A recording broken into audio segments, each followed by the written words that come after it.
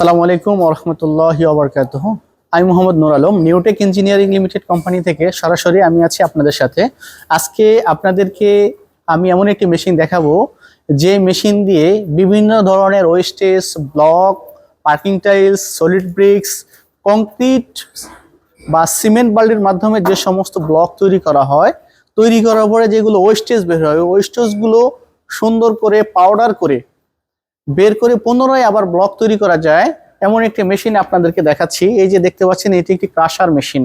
তো আমরা এখন এই মেশিনটাকে চালু করব এবং এটা দিয়ে কিভাবে ভাঙা ব্লকগুলো দিয়ে মেশিনে দিয়ে পাউডার করা হয়, রিসাইকেলিং সিস্টেমটা আজকে আপনাদেরকে আমি দেখাবো ইনশাআল্লাহ।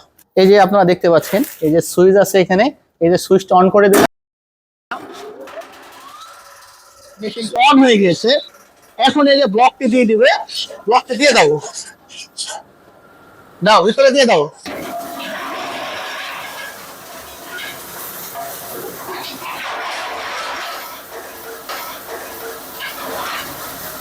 ওটা নিয়ে আসো, একটা নিয়ে আসো, একটা।